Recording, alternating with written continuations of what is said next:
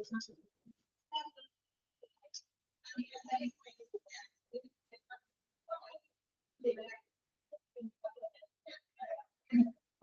morning. Good morning, ma'am. Good morning, ma'am. Okay, കഴിഞ്ഞ ക്ലാസ്സിൽ നമ്മൾ എവിടെ വരെ എടുത്തു നിർത്തിയത്? ഹൗസ് കീപ്പിംഗ് ഫങ്ഷൻസില് പീരിയോഡിക് ക്ലീനിങ് വരെ എടുത്തു. ഫങ്ഷൻസിൽ രണ്ടെണ്ണം എടുത്തു അല്ലെ? അപ്പൊ ഫങ്ഷൻസിൽ എന്തൊക്കെയായിരുന്നു രണ്ടെണ്ണം എടുത്തത്? ഡെയിലി ക്ലീനിങ് നമ്മൾ എടുത്തു അല്ലെ? ഡെയിലി ക്ലീനിങ്ങിൽ എന്തൊക്കെ വരും? ജസ്റ്റ് റിമൈൻഡ് ചെയ്തിട്ട് പോവാം. ഡെയിലി ക്ലീനിങ്ങിൽ എന്തൊക്കെയാ വരിക? ആരെങ്കിലും ഒരാളൊന്ന് പറഞ്ഞേ, ഡെയിലി ക്ലീനിങ്ങിൽ വരുന്ന കാര്യങ്ങള്. Sweeping and mopping floors, dusting, furniture, cleaning, fixture walls, ceiling, windows and bathrooms. Okay. Then empty trash അല്ലെ? ട്രാഷ് ആ ചവറ്റുകുട്ടകളൊക്കെ എംറ്റി ചെയ്യുക, റെഫ്രിജറേറ്റേഴ്സ് എന്ത് ചെയ്യുക, ഡീഫ്രോസ്റ്റിംഗ് ചെയ്യുക, ഇതെല്ലാം ഡെയിലി വരുന്ന ക്ലീനിങ്ങിൽ വരുന്ന കാര്യങ്ങളാണ്. ഈ പീരിയോഡിക് ക്ലീനിങ്ങിൽ വരുമ്പോ എന്തൊക്കെ വരാം? എന്തൊക്കെ വരും പീരിയോഡിക് ക്ലീനിങ്ങിൽ വരുമ്പോ? എന്തൊക്കെയാണ് വരുന്നത്? Washing windows, waxing floors, cleaning carpets, dusting high ceiling and changing തുണിത്തരങ്ങളൊക്കെ ചേഞ്ച് ചെയ്യും. ഓക്കെ, നമ്മൾ രണ്ടെണ്ണം പറഞ്ഞു, ഡെയിലി ക്ലീനിങ്ങും പീരിയോഡിക് ക്ലീനിങ്ങും. ഇത്രയും ഭാഗം എല്ലാവർക്കും ക്ലിയർ ആണോ? ഓക്കെ ആണോ? ഓക്കെ.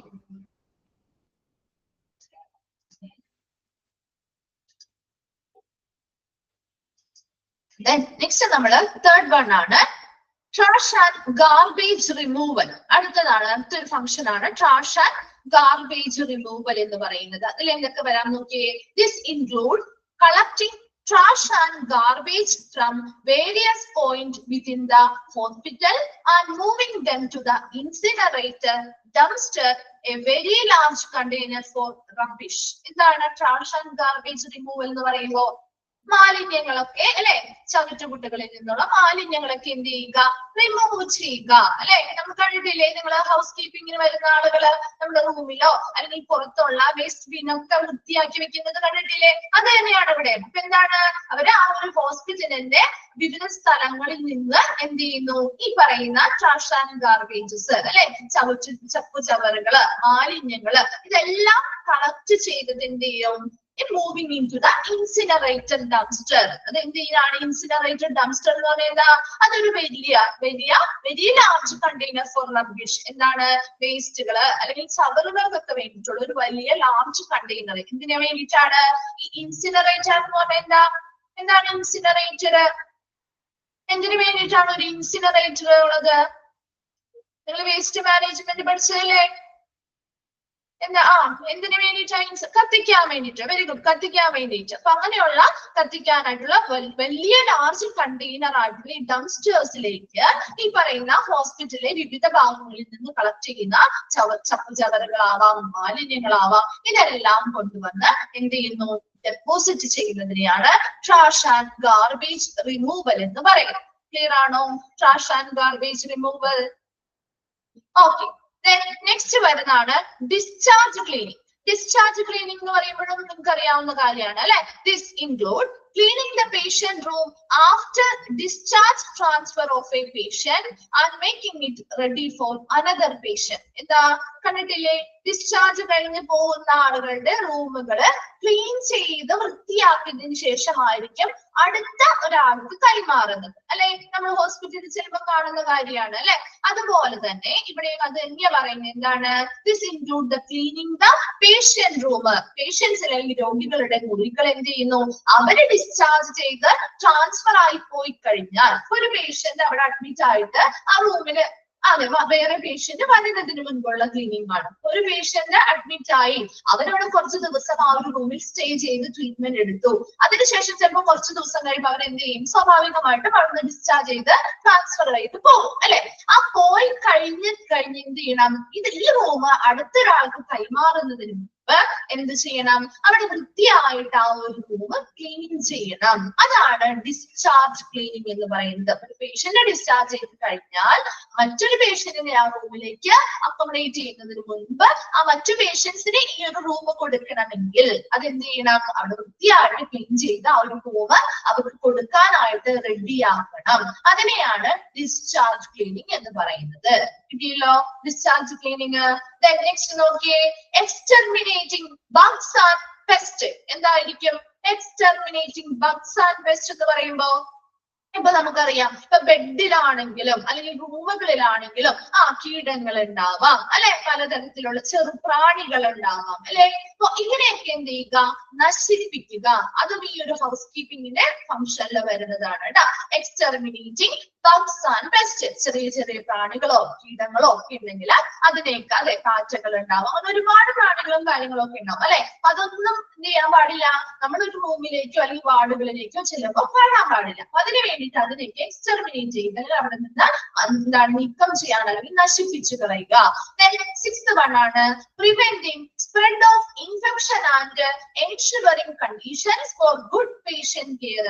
എന്താണ്? Preventing spread of infection. അവിടെ അണുബാധ അല്ലെങ്കിൽ ഇൻഫെക്ഷൻസ് സ്പ്രെഡ് ആവുന്നതിനെ അല്ലെങ്കിൽ പകരുന്നതിനെ തടയുക. And ensuring conditions for good patient care. നല്ല പേഷ്യന്റ് കെയർ അല്ലെങ്കിൽ രോഗി പരിചരണം കൊടുക്കാൻ ആവശ്യമായിട്ടുള്ള കണ്ടീഷൻസ് അല്ലെങ്കിൽ സാഹചര്യങ്ങൾ ഉറപ്പാക്കുകയും ചെയ്യുക. എന്താണ്? Preventing spread of infection. അപ്പൊ ഇൻഫെക്ഷൻ സ്പ്രെഡ് ആവുന്നത് അല്ലെങ്കിൽ പടരുന്നതിനെ തടയുക. And ensuring condition for good patient care. നല്ല ആരോഗ്യ പരിചരണം രോഗികൾക്ക് കിട്ടാൻ ആവശ്യമായിട്ടുള്ള കണ്ടീഷൻസ് അല്ലെങ്കിൽ സാഹചര്യങ്ങൾ ഉറപ്പുവരുത്തുകയും ചെയ്യുക. സെവൻത് വൺ ആണ് വാട്ടറിംഗ് ഇൻഡോർ പ്ലാന്റ്സ്. കണ്ടിട്ടുണ്ടോ? ചില ഹോസ്പിറ്റലിൽ ഇൻഡോർ പ്ലാന്റ്സ് വെച്ചിരിക്കുന്നത് നമ്മുടെ വീടുകളിൽ വെക്കാറുണ്ട് അല്ലെ. അതുപോലെ തന്നെ ഹോസ്പിറ്റലുകളിൽ ചില ഹോസ്പിറ്റലുകളിൽ ഇൻഡോർ പ്ലാന്റ്സ് വെച്ചിട്ടുണ്ടാവും. അങ്ങനെയുള്ള ഇൻഡോർ പ്ലാന്റ്സിനെ എന്ത് ചെയ്യുക? വെള്ളം ഒഴിച്ചു കൊടുക്കുക. അതും ഓരോ ഹൗസ് കീപ്പിംഗ് സ്റ്റാഫുകളുടെ ഡ്യൂട്ടിയിൽ വരുന്നതാണ്. അപ്പൊ നോക്കിയാ ഒരു 7 എണ്ണത്തിൽ എന്തെങ്കിലും ഡൗട്ട് ഉണ്ടോ? ക്ലിയർ ആണോ? സിക്സ്ത് വൺ ആണോ? സിക്സ്ത് വൺ എന്താ പറയുന്നേ? അവിടെ ഇൻഫെക്ഷൻസ് ഒന്നും പകരാതിരിക്കാൻ, അതായത് സ്പ്രെഡ് ഓഫ് ഇൻഫെക്ഷൻ വരുന്നത് പടരാതെ പ്രിവെന്റ് ചെയ്യുക, തടയുക. അപ്പൊ എങ്ങനെയായിരിക്കണം? നല്ല രീതിയിൽ ക്ലീൻ ചെയ്ത് വേറെ രീതിയിലുള്ള മൈക്രോബ്സോ കാര്യങ്ങളോ ഒന്നും ഇല്ലാതെ എപ്പോഴും ഇവർ ഉറപ്പ് വരുത്തിയിരിക്കണം. അപ്പൊ അങ്ങനെ ഉണ്ടാകുമ്പോൾ എന്താ ഇൻഫെക്ഷൻസ് അവിടെ നിന്ന് സ്പ്രെഡ് ആവുന്നില്ല. അപ്പൊ അത് കുറയ്ക്കാനായിട്ട് അല്ലെങ്കിൽ തടയാനായിട്ട് നമുക്ക് ഇതുവഴി സാധിക്കുന്നുണ്ട്. And ensure condition for good patient care. അതുപോലെ നല്ല രീതിയിൽ ഈ സേവനങ്ങൾ ഹൗസ് കീപ്പിംഗ് സർവീസ് ചെയ്താല് നമുക്ക് നല്ല രോഗി പരിചരണം കൊടുക്കാനുള്ള സാഹചര്യങ്ങൾ നമുക്ക് അവിടെ ഉറപ്പുവരുത്താനായിട്ട് സാധിക്കും. കിട്ടിയോ? Sixth one. സൗമ്യയാണോ ചോദിച്ചത്? സൗമ്യ ക്ലിയർ ആണോ? ഓക്കെ. നെക്സ്റ്റ് നോക്കിയേ, ടൈപ്സ് ഓഫ് ഹൗസ് കീപ്പിംഗ്. ഇനി ഏതൊക്കെയാണ് ഹൗസ് കീപ്പിംഗിന്റെ ടൈപ്പ് ആണ് നമ്മൾ നോക്കാൻ പോകുന്നത്. 2 ടൈപ്പ് ആണ് നമുക്ക് പഠിക്കാനുള്ളത്. ഏതൊക്കെയാണ് ഹൗസ് കീപ്പിംഗ് ടൈപ്പ്? ഇൻഹൗസ് സർവീസസും ഔട്ട്സോഴ്സിംഗ് സർവീസസും. ഇൻഹൗസ് സർവീസ് എന്ന് പറയുമ്പോൾ നിങ്ങളൊന്ന് ആലോചിച്ച് നോക്കിയേ, എങ്ങനെയായിരിക്കും? എന്തായിരിക്കും അത് തമ്മിലുള്ള വ്യത്യാസം? ഔട്ട്സോഴ്സിംഗ് ഒക്കെ നമ്മൾ പഠിച്ച കാര്യമാണ് അല്ലെ. അപ്പൊ ഇൻഹൗസ് ആവുമ്പോൾ എന്തായിരിക്കും അവിടെ പ്രത്യേകത? അവിടുത്തെ ജോലിക്കാർ അല്ലെങ്കിൽ ജീവനക്കാർ എന്ന് പറയുന്നത് എങ്ങനെയായിരിക്കും? ഒന്ന് ആലോചിച്ച് നോക്കിയേ. ഇൻഹൗസ് എന്ന് പറയുമ്പോ ആ ഹോസ്പിറ്റലിൽ നിലവിലുള്ള ഉള്ളിലുള്ള അല്ലെങ്കിൽ നിലവിൽ അവിടെയുള്ള ജോലിക്കാരൻ തന്നെ ഈ ഹൗസ് കീപ്പിംഗ് സർവീസുകൾ ചെയ്യാനായിട്ട് ജോലി ഏൽപ്പിക്കുന്ന രീതിയാണ് ഇൻഹൗസ് സർവീസസ് എന്ന് പറയുന്നത്. മനസ്സിലായോ? അപ്പൊ ഹോസ്പിറ്റലിനുള്ളിലുള്ള ജീവനക്കാരെ തന്നെ നമ്മൾ എന്ത് ചെയ്യുന്നു? നിലവിലുള്ള ജീവനക്കാരെ തന്നെ ഈ ഹൗസ് കീപ്പിംഗ് ജോലികൾ ഏൽപ്പിക്കുന്ന രീതിയാണ് ഇൻഹൗസ് സർവീസസ് എന്ന് പറയുന്നത്. ഇനി ഔട്ട്സോഴ്സിംഗ് സർവീസ് എന്ന് പറയുമ്പോൾ എന്തായിരിക്കും? ഔട്ട്സോഴ്സിംഗ് സർവീസ് എന്ന് പറയുമ്പോ എന്തായിരിക്കും? ഔട്ട്സോഴ്സിംഗ് എന്ന് പറഞ്ഞാൽ എന്താ? വേറെ അതെ പുറത്തു നിന്നുള്ള ആളുകളെ കൊണ്ടുവന്നിട്ട് അല്ലെ ജോലി ചെയ്യുന്നതിനായിട്ട് എന്തെങ്കിലും കരാറ് ഒരു പുറം കമ്പനിയോ അല്ലെങ്കിൽ ഒരു കരാറുകാരനെയോ ഒക്കെ ഏൽപ്പിക്കുന്ന രീതിയാണ് ഔട്ട്സോഴ്സിംഗ് സർവീസ് എന്ന് പറയുന്നത്. അപ്പൊ ഇൻസൗർസ് സർവീസ് എന്ന് പറയുമ്പോൾ ആ നിലവില് അവിടെയുള്ള ഹോസ്പിറ്റലിനുള്ളിലുള്ള ജീവനക്കാരെ തന്നെ ജോലികൾ ഏൽപ്പിക്കുന്ന രീതിയാണ് ഇൻഹൗസ് സർവീസ് എന്ന് പറയുന്നത്. ഔട്ട്സോഴ്സിംഗ് സർവീസ് എന്ന് പറയുമ്പോൾ അവിടെ എന്താ, അവിടെ ജോലി ചെയ്യാനായിട്ട് നമ്മൾ എന്ത് ചെയ്യുന്നു, പുറത്തുള്ള ഏതെങ്കിലും കമ്പനിയെ ഏൽപ്പിക്കാം അല്ലെങ്കിൽ കരാറുകാരനെ ഏൽപ്പിച്ച് കോൺട്രാക്ട് ബേസിസിൽ പുറത്തുനിന്ന് ആളുകളെ കൊണ്ടുവന്ന് എന്ത് ചെയ്യുന്നു, ജോലി ചെയ്യിക്കുന്ന രീതിയാണ് ഔട്ട്സോഴ്സിംഗ് സർവീസ്. ക്ലിയർ ആണോ? ഇൻഹൗസ് സർവീസും ഔട്ട്സോഴ്സിംഗ് സർവീസും ഓക്കെ അല്ലേ? ഓക്കെ, ഇനി നമ്മൾ അതിന്റെ രണ്ടിന്റെയും ഒരു ഡിഫറൻസ് ആണ് പഠിക്കാൻ പോകുന്നത്. അപ്പൊ അതിൽ ഫസ്റ്റ് കുറച്ച് എലമെന്റ്സ് കൊടുത്തിട്ടുണ്ട്. ആ ഓരോ എലമെന്റ്സിലും ഈ പറയുന്ന രണ്ട് സർവീസുകളിലും വരുന്ന വ്യത്യാസങ്ങൾ അതാണ് നമ്മൾ ഇവിടെ നോക്കാൻ പോകുന്നത്. നോക്കിയേ ബോക്സ് എലമെന്റ്സ്. ഇൻഹൗസ് സർവീസില് നമ്പർ ആണ് ഫസ്റ്റ്. അപ്പൊ അവിടുത്തെ ജോലിക്കാരുടെ നമ്പർ അല്ലെങ്കിൽ എണ്ണം എങ്ങനെയായിരിക്കും നോക്കി. ഇൻഹൗസ് സർവീസില് ഫിക്സഡ് ആസ് പെർ ഓതറൈസേഷൻ, അവിടുത്തെ അനുമതി അല്ലെങ്കിൽ അംഗീകാരം അനുസരിച്ച് ഹോസ്പിറ്റലിൽ ഇൻഹൗസ് സർവീസുകളില് അവിടുത്തെ ജീവനക്കാരുടെ എണ്ണം എങ്ങനെയായിരിക്കും, ഫിക്സഡ് ആയിരിക്കും കേട്ടോ. എപ്പോഴും ഫിക്സഡ് നമ്പർ. ഇപ്പൊ ഒരു 5 പേരുണ്ടെങ്കിൽ ആ 5 പേര് തന്നെ ആയിരിക്കണം അവിടുത്തെ എല്ലാ പ്രവർത്തനങ്ങളും ചെയ്യേണ്ടത്. അവിടെ ഒരു ഫിക്സഡ് നമ്പർ ഓഫ് ജീവനക്കാരാണ് ഉള്ളത് ഇൻഹൗസ് സർവീസിലാവുമ്പോൾ. എന്നാൽ ഔട്ട്സോഴ്സ് സർവീസിലാവുമ്പോൾ എന്താണ് വ്യത്യാസം? Can vary depending on work load. അവിടുത്തെ വർക്ക് ലോഡ് അല്ലെങ്കിൽ ജോലി ഭാരം അനുസരിച്ച് അവിടുത്തെ നമ്പർ, അതായത് അവിടെ ജീവനക്കാരുടെ എണ്ണത്തിൽ എന്ത് വ്യത്യാസങ്ങൾ വരാം ഇല്ലേ? കോൺട്രാക്ട് ചെയ്യുന്നത് നമ്മുടെ വീടുകളില് കോൺട്രാക്ട് ചെയ്യുന്ന വർക്ക് ചെയ്യുന്ന ആളുകളെ കൊണ്ടുവരാറില്ലേ? എന്തെങ്കിലുമൊക്കെ വീട്ടിൽ എന്തെങ്കിലുമൊക്കെ പണികൾ ഉണ്ടാകുമ്പോ കോൺട്രാക്ട് ഏൽപ്പിക്കാറില്ലേ? അപ്പൊ എങ്ങനെയാണ് നിങ്ങളൊന്ന് ആലോചിച്ച് നോക്കി. അങ്ങനെ ഒരു വ്യത്യാസം നിങ്ങൾ മനസ്സിലാക്കാം. കാരണം നമ്മൾ ഡെയിലി വന്ന് ജോലി ചെയ്യാൻ പറയുന്നവരോടാണെങ്കിൽ നമ്മൾ എന്ത് ചെയ്യും, അവരൊരു ഫിക്സഡ് ആയിട്ട് ഒരു 2, 3, 4 പേര് വന്ന് ദിവസേന ജോലി ചെയ്യും. എന്നാൽ ഒരു കോൺട്രാക്റ്റിലാണ് നമ്മൾ അവിടെ ഏൽപ്പിക്കുന്നതെങ്കിൽ അവരെന്താ അവിടെ നോക്കുന്നത്, ഒരുപാട് ജീവനക്കാരെ കൊണ്ടുവന്ന് പെട്ടെന്ന് ഈ ജോലി തീർത്ത് കൊടുക്കാനല്ലേ അവർ ശ്രമിക്കാറ്? ആണോ? ഒരു കോൺട്രാക്ട് കൊടുക്കുമ്പോൾ അങ്ങനെയല്ലേ ചെയ്യാറ്? അതുപോലെ തന്നെ ഇവിടെ എന്താണ്, ഇവിടെ ഇൻഹൗസ് സർവീസിൽ എത്ര വർക്ക് ലോഡ് ഉണ്ടെങ്കിലും അത് ആ ഫിക്സഡ് നമ്പർ ഓഫ് ആളുകൾ തന്നെ ആയിരിക്കണം ചെയ്യേണ്ടത്. എന്നാൽ ഔട്ട്സോഴ്സിംഗ് സർവീസിലാവുമ്പോൾ അവിടുത്തെ വർക്ക് ലോഡ് കൂടുന്നതനുസരിച്ച് അല്ലെങ്കിൽ ജോലി ഭാരം കൂടുന്നതനുസരിച്ച് എന്താണ്, അവിടെ കൊണ്ടുവരുന്ന ആളുകളുടെ എണ്ണത്തിൽ വ്യത്യാസങ്ങൾ വരാം. ചിലപ്പോൾ കുറച്ച് ജോലി ഉണ്ടെങ്കിൽ കുറച്ചു പേരെ കൊണ്ടുവരുള്ളൂ. കുറേ ജോലി, കുറച്ചും അധികം ജോലികൾ ചെയ്യാനുണ്ടെങ്കിൽ പെട്ടെന്ന് ചെയ്തു തീർക്കുക എന്നുള്ളതാണ് അവരുടെ ലക്ഷ്യം. അപ്പൊ അവർ കുറച്ച് കൂടുതൽ ആളുകളെ എന്ത് ചെയ്യും, കൊണ്ടുവരും. ക്ലിയർ അല്ലേ? നമ്പറിന്റെ കാര്യം ക്ലിയർ അല്ലേ? നെക്സ്റ്റ് നോക്കിയേ, കൺട്രോള്. ഈ അവരുടെ നിയന്ത്രണം, ആ ഒരു ഈ ഒരു സർവീസുകളുടെ നിയന്ത്രണം എങ്ങനെയായിരിക്കും? ഇൻഹൗസ് സർവീസിലാണെങ്കിൽ ഡയറക്റ്റ് കൺട്രോൾ, ഹോസ്പിറ്റലിൽ നേരിട്ടാണ് അവിടെ നിയന്ത്രണം ചെയ്യുന്നത് അല്ലെ? കൺട്രോൾ ചെയ്യുന്നത് നേരിട്ടല്ലേ? കാരണം അവിടുത്തെ അതിനുള്ളിലുള്ള ജീവനക്കാർ തന്നെയാണ് വർക്ക് ചെയ്യുന്നത്. അപ്പൊ ആ ഹോസ്പിറ്റലിൽ നേരിട്ടാണ് അവിടെ നിയന്ത്രണം നടക്കുന്നത്. എന്നാൽ ഔട്ട്സോഴ്സിംഗ് സർവീസിൽ വരുമ്പോ ഹോസ്പിറ്റലായിരിക്കും നിയന്ത്രണം ചെയ്യുക. ആരായിരിക്കും ഔട്ട്സോഴ്സിംഗ് സർവീസിൽ ചെയ്യുക? ത്രൂ കോൺട്രാക്ടർ അല്ലെ? കരാറുകാരനാണ് അവരെ കൊണ്ടുവരുന്നത് അല്ലെ? ഇപ്പൊ നമ്മുടെ വീടുകളിലേക്ക് കോൺട്രാക്ട് പണിക്ക് വരുന്ന ആളുകളെ നമ്മളാണോ നിയന്ത്രിക്കാറ്? അല്ല, ആ കൊണ്ടുവരുന്ന കോൺട്രാക്ടറാണ് അവരുടെ ഓരോ കാര്യങ്ങളും കൃത്യമായിട്ട് പറഞ്ഞ് ഓരോ ജോലികളും ചെയ്യിക്കുന്നത് അല്ലെ? അല്ലെങ്കിൽ ഒരു കമ്പനി അതെ, ഏതെങ്കിലും ഒരു കോൺട്രാക്ട് ആയിട്ടുള്ള കോൺട്രാക്ടുകാരനാവാം, അല്ലെങ്കിൽ എന്താണ് കമ്പനിക്കാണ് കൊടുത്തെങ്കിൽ അവരാണ് നമ്മുടെ അവിടെ എന്ത് ചെയ്യുന്നത്, നിയന്ത്രിക്കുന്നത് അല്ലെ? അപ്പൊ അതാണ് രണ്ടും തമ്മിലുള്ള വ്യത്യാസം. ഇൻഹൗസ് സർവീസിലാവുമ്പോൾ അവിടെ നേരിട്ട് ഡയറക്റ്റ് കൺട്രോൾ ആണ്. ഹോസ്പിറ്റലിൽ നിന്ന് നമുക്ക് നേരിട്ട് ഡയറക്റ്റ് കൺട്രോൾ ചെയ്യാൻ പറ്റും. അതേസമയം ഔട്ട്സോഴ്സിംഗ് സർവീസ് ആവുമ്പോൾ നമ്മൾ അത് മറ്റൊരാൾക്ക് കൊടുത്തിരിക്കുകയാണ്. അപ്പൊ നമ്മൾ അവിടെ ഹോസ്പിറ്റലുകാരെ ഇടപെടേണ്ട കാര്യമില്ല അല്ലെ? ഹോസ്പിറ്റൽ അല്ലാതെ കൺട്രോൾ ചെയ്യേണ്ടത് കോൺട്രാക്ട് ചെയ്യുന്ന അല്ലെങ്കിൽ ആരാണോ കരാറിൽ ഏർപ്പെട്ട് അല്ലെങ്കിൽ കരാറുകാരൻ ആരാണോ അവരാണ് അവരെ കൊണ്ടുവരുന്നത് ജീവനക്കാരെ. അവിടുത്തെ പ്രവർത്തനങ്ങൾ നോക്കേണ്ടത് അവരുടെ ചുമതലയാണ്. അവരുടെ നിയന്ത്രണത്തിലായിരിക്കണം അവിടുത്തെ പ്രവർത്തനങ്ങൾ നടക്കേണ്ടത്. ക്ലിയർ അല്ലേ? കൺട്രോള് ഓക്കെ അല്ലേ? ഓക്കെ. Then third one നോക്കിയേ, ഡിസിപ്ലിൻ. എങ്ങനെയായിരിക്കണം ഡിസിപ്ലിൻ? ഇൻഹൗസ് സർവീസിൽ നോക്കിയേ ലോങ് റോൺ അഡ്മിനിസ്ട്രേറ്റീവ് പ്രോസസ്. എന്താ? ഒരു നീണ്ട ഭരണ പ്രക്രിയ. ഇപ്പൊ ഹോസ്പിറ്റലാവുമ്പോൾ നമുക്കറിയാം അവർക്ക് അവരുടേതായ അഡ്മിനിസ്ട്രേറ്റീവ് പ്രോട്ടോകോൾസും പോളിസീസും കാര്യങ്ങളും ഒക്കെ ഉണ്ട് അല്ലെ. ആ ഹോസ്പിറ്റൽ എങ്ങനെയായിരിക്കണം ഒരു ഡിസിപ്ലിൻ കീപ്പ് ചെയ്യേണ്ടത് എന്നൊരു ലോങ് ആയിട്ടുള്ള ഒരു അഡ്മിനിസ്ട്രേറ്റീവ് പ്രോസസ് അല്ലെങ്കിൽ ഒരു ഭരണ പ്രക്രിയയുടെ ഭാഗമായിട്ടുള്ള ഡിസിപ്ലിൻ എല്ലാം ഇവരും കീപ്പ് ചെയ്യേണ്ടതായിട്ട് വരും ഇല്ലേ. ഒരു ഹോസ്പിറ്റൽ എങ്ങനെയാണോ ഡിസിപ്ലിൻ കൊണ്ടുപോകുന്നത് അത് ആ ഹോസ്പിറ്റലിനുള്ളിൽ വരുന്ന എല്ലാ സർവീസുകളും അത് പാലിക്കണം അല്ലെ. അപ്പൊ അതുകൊണ്ട് തന്നെ ഹോസ്പിറ്റലില് ഒരു നീണ്ട ഭരണ പ്രക്രിയയിൽ ഉൾപ്പെടുന്ന ഒരു കാര്യമാണ് ഡിസിപ്ലിൻ എന്ന് പറയുന്നത്. അത് കൃത്യമായിട്ട് അവർ എന്ത് ചെയ്തിരിക്കണം? പാലിച്ചിരിക്കണം അല്ലെ. ഇനി ഔട്ട്സോഴ്സിംഗ് സർവീസിലേക്ക് വരുമ്പോൾ എന്താ? The responsibility of contractor. അവിടെ വരുന്ന ഓരോ ജീവനക്കാരന്റെയും ഡിസിപ്ലിൻ എങ്ങനെയായിരിക്കണം, അവർ കൃത്യമായിട്ട് ഓരോ കാര്യങ്ങളും ചെയ്യണമോ എന്നുള്ളതിന്റെ ഉത്തരവാദിത്തം ആർക്കായിരിക്കും? ആരാണത് നോക്കി നടത്തേണ്ടതും കൃത്യമായിട്ട് അവരെ കൊണ്ട് ഓരോ കാര്യങ്ങളും ചെയ്യിക്കേണ്ടതും? ആ കോൺട്രാക്ടർക്കാണ് ഉത്തരവാദിത്തം അല്ലെ.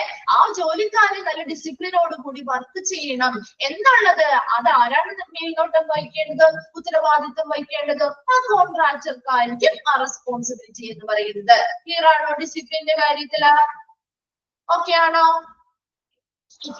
നെക്സ്റ്റ് നോക്കിയേ, കണ്ടിന്യൂറ്റി ഓഫ് സ്റ്റാഫ്. ഇനി അവിടുത്തെ ജീവനക്കാരുടെ കണ്ടിന്യൂറ്റി അല്ലെങ്കിൽ തുടർച്ച എങ്ങനെയാണ് നോക്കിയേ. Assures standard of service can be more stable. In house സർവീസിൽ നമുക്ക് അവിടെ ഉറപ്പ് പറയാൻ പറ്റുന്ന കാര്യം എന്താ? Standard of service can be more stable ആയിരിക്കും. കാരണം എന്തായിരിക്കും? അവിടെ സ്റ്റാൻഡേർഡ് ഓഫ് സർവീസ് സേവന നിലവാരം വളരെ സ്റ്റേബിൾ അല്ലെങ്കിൽ സുസ്ഥിരമായിരിക്കും എന്ന് നമുക്ക് ഉറപ്പ് പറയാൻ പറ്റും. കാരണം എന്താണ്? നിങ്ങൾ നോക്കിയേ, ഔട്ട്സോഴ്സിംഗ് കൂടി നോക്കുമ്പോൾ നിങ്ങൾക്ക് കുറച്ചുകൂടി ഒന്ന് മനസ്സിലാവും. Staff can keep on changing, standard of service can vary. എന്താ?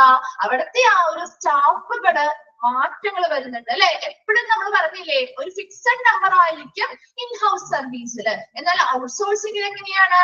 അവര് ജോലിഭാരം കൂടുന്നതനുസരിച്ച് ചിലപ്പോൾ ആളുകളെ കൂട്ടാം അല്ലെ, ജോലി കുറയുന്നതനുസരിച്ച് ആളുകളെ കുറയ്ക്കാം. അവിടെ അപ്പൊ എപ്പോഴും ഒരു സ്ഥിരമായിട്ടുള്ള സ്റ്റാഫുകൾ വരുന്നില്ല അല്ലെ.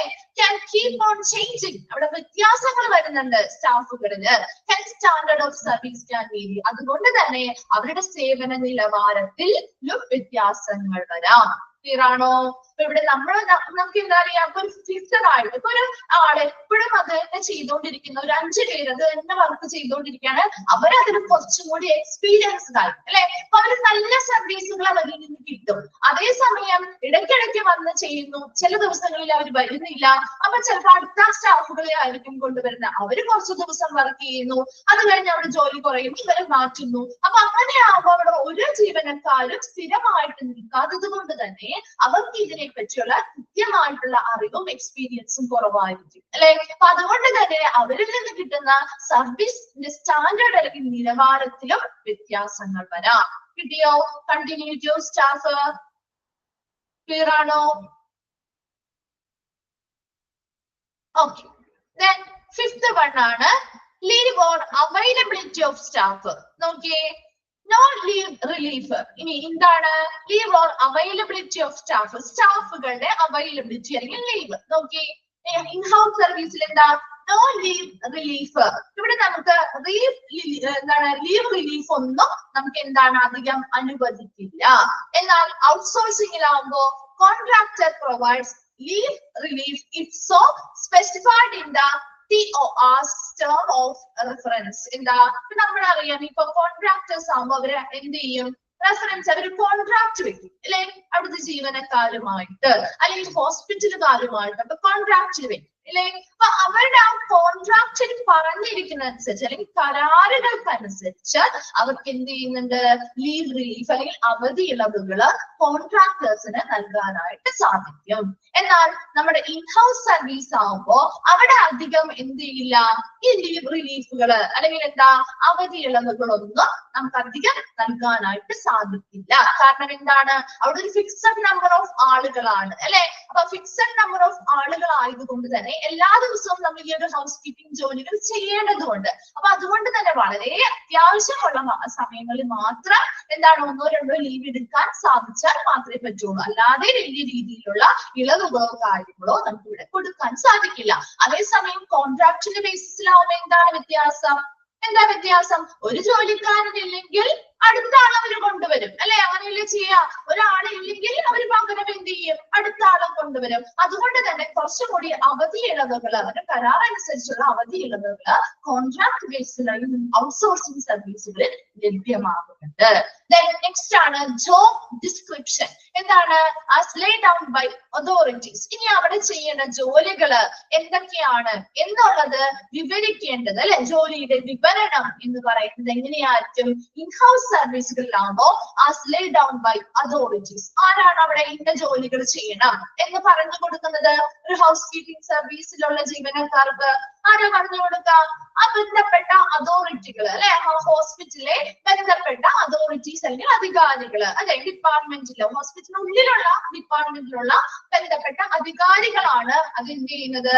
പറഞ്ഞു കൊടുക്കുന്നത് അല്ലെ. നിശ്ചയിച്ച പ്രകാരമാണ് അവരുടെ നിശ്ചയിച്ച പ്രകാരമുള്ള പ്രവർത്തനങ്ങളാണ് ഇവർ ചെയ്യേണ്ടത്, ജോലികളാണ് ഇവർ ചെയ്യേണ്ടത്. അതേസമയം ഔട്ട്സോഴ്സിംഗ് സർവീസിലാകുമ്പോൾ അവിടെ ആരാണ് പറയുന്നത്? As per the terms of reference of A contract അല്ലെ. ഒരു കോൺട്രാക്ട് എങ്ങനെയാണോ, നമ്മൾ കരാർ എന്താണോ നമ്മൾ കരാറിൽ ഏർപ്പെട്ടിരിക്കുന്നത് ആ കരാറ് പ്രകാരമുള്ള ജോലികളാണ് അവർ ചെയ്യേണ്ടത് അല്ലെ. അപ്പൊ അവിടെ ഒരു കോൺട്രാക്റ്റിനെ ബേസ് ചെയ്തിട്ടാണ്. അപ്പൊ ആ ഒരു കരാറിൽ എന്തൊക്കെ ജോലികളാണ് ഇവർ ചെയ്യുന്നത് പറഞ്ഞിരിക്കുന്നത്. കരാറ് പറയുമ്പോൾ നമ്മൾ പറയുമല്ലോ ഇന്ന സെക്ഷൻ അല്ലെങ്കിൽ ഇന്ന ജോലികള് ഞങ്ങൾ ഇത്ര ദിവസം കൊണ്ട് തീർത്തു തരാം എന്ന് പറഞ്ഞാൽ കരാറിൽ ഏർപ്പെടുന്നത് അല്ലെ. ഒരു തുകയും അവർ മേടിക്കും. ആ ഒരു തുകയ്ക്ക് അവരെന്താണോ ജോലി അവർ കരാറ് ചെയ്തിരിക്കുന്നത് ആ ഒരു ജോലി മാത്രമായിരിക്കും, ആ കോൺട്രാക്ടറിന്റെ നേതൃത്വത്തിൽ ആ ഒരു ജോലി മാത്രമായിരിക്കും ഔട്ട്സോഴ്സിംഗ് സർവീസിൽ എടുക്കുക. എന്നാൽ ഇൻഹൗസ് സർവീസിൽ നമുക്ക് അങ്ങനെ പറയാൻ പറ്റുമോ? അവർ കൃത്യമായിട്ടുള്ള ജോലി മാത്രമേ ചെയ്യുന്നു നമുക്ക് പറയാൻ പറ്റുമോ? ഇല്ല. അവിടെ എന്താണ് വ്യത്യാസം? അവിടുത്തെ അധികാരികളുടെ നിശ്ചയിച്ച പ്രകാരമുള്ള ജോലികളെല്ലാം ഇൻഹൗസ് സർവീസുകളിലെ ജീവനക്കാര് ചെയ്യേണ്ടതായിട്ട് വരും. ക്ലിയർ ആണോ? നെക്സ്റ്റ് നോക്കിയേ, എൻഷുവറിംഗ് ക്വാളിറ്റി. ക്വാളിറ്റി അല്ലെങ്കിൽ ഗുണനിലവാരം ഉറപ്പാക്കുന്നതുമായി ബന്ധപ്പെട്ട കാര്യങ്ങൾ നോക്കിയേ. At times difficult to maintain. In house സർവീസുകള് നമുക്ക് അവിടുത്തെ ക്വാളിറ്റി ചില സമയങ്ങളിൽ നമുക്ക് മെയിൻറ്റെയിൻ ചെയ്യാൻ അല്ലെങ്കിൽ നിലനിർത്താനായിട്ട് എന്തായിരിക്കും? ബുദ്ധിമുട്ടുണ്ടാവും. എന്തുകൊണ്ടായിരിക്കും അവിടെ ചില സമയങ്ങളിൽ നമുക്ക് ആ ഒരു ക്വാളിറ്റി നിലനിർത്താൻ ബുദ്ധിമുട്ടുണ്ടാവുന്നത്? എന്തുകൊണ്ടായിരിക്കാം? എന്തുകൊണ്ടായിരിക്കാം? ചില സമയങ്ങളിൽ മാത്രമാണ് കേട്ടോ ആ തിരക്ക് കൂടുന്ന സമയത്ത്. കാരണം എന്താ? ഇവിടെ നമുക്ക് ഫിക്സഡ് ആയിട്ടുള്ള ഒരു നമ്പർ ഓഫ് ജീവനക്കാരാണുള്ളത് അല്ലെ. അപ്പൊ ആ ഫിക്സഡ് നമ്പർ ഓഫ് ജീവനക്കാരായതുകൊണ്ട് തന്നെ അവര് വേണം ഈ പറയുന്ന എല്ലാ ജോലികളും ചെയ്യാനായിട്ട്. അപ്പൊ ചില സമയങ്ങളിൽ, തിരക്കുള്ള സമയങ്ങളിൽ അല്ലെങ്കിൽ ഒരുപാട് ജോലികളുള്ള സമയങ്ങളിൽ ഈ പറയുന്ന ആളുകൾ തന്നെ എല്ലാ ജോലിയും ചെയ്യണ്ടേ. അപ്പൊ ചിലപ്പോ എന്ത് ചെയ്യും? അവിടുത്തെ ആ ഒരു ക്വാളിറ്റിയില് ചില സമയങ്ങളിൽ ആ ക്വാളിറ്റി ചിലപ്പോ മെയിൻറ്റെയിൻ ചെയ്ത് പരിപാലിക്കാനായിട്ട് ചിലപ്പോൾ ബുദ്ധിമുട്ട് അനുഭവപ്പെടാറുണ്ട്. എന്നാൽ ഔട്ട്സോഴ്സിംഗ് സർവീസിലേക്ക് നോക്കുമ്പോൾ നോക്കിയേ, deliverable should be clearly spelled out with inbuilt penalties for poor performance. അവിടെ എന്താണ് വ്യത്യാസം? എന്താണ്? നിങ്ങളൊന്ന് ആലോചിച്ച് നോക്കി. എന്തായിരിക്കും വ്യത്യാസം? ഒരു കോൺട്രാക്ടറുടെ കീഴിൽ നമ്മൾ ജോലിക്ക് പോയി, കോൺട്രാക്ടറുടെ കീഴിൽ കൃത്യമായിട്ട് നമ്മൾ ജോലി ചെയ്തില്ല എങ്കിൽ എന്ത് പറ്റും? എന്താ പറ്റാം? എന്തായിരിക്കും പറ്റുക? നമ്മൾ അവിടെ കോൺട്രാക്ടറുടെ കീഴിൽ കൃത്യമായിട്ട് ജോലിക്ക് പോയി, നമ്മൾ അവിടെ അവര് പറയുന്ന ജോലികളൊന്നും ഈ ജീവനക്കാര് ചെയ്യുന്നില്ല.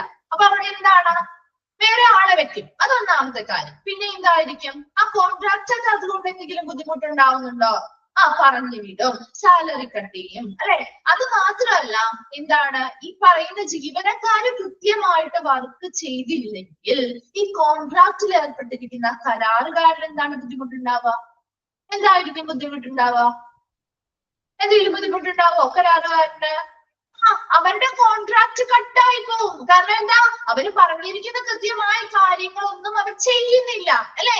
അതാണ് deliverable should be clearly spelled out. എന്തൊക്കെ സേവനങ്ങൾ അവിടെ ചെയ്യണം, എങ്ങനെ ഗുണനിലവാരത്തിൽ ചെയ്യണം എന്ന് ഓൾറെഡി അവിടെ കരാർ ചെയ്യുമ്പോൾ അവർക്ക് പറഞ്ഞു കൊടുത്തിട്ടുള്ള കരാറിൽ ഏർപ്പെട്ടിട്ടുള്ള കാര്യമാണ് അല്ലെ.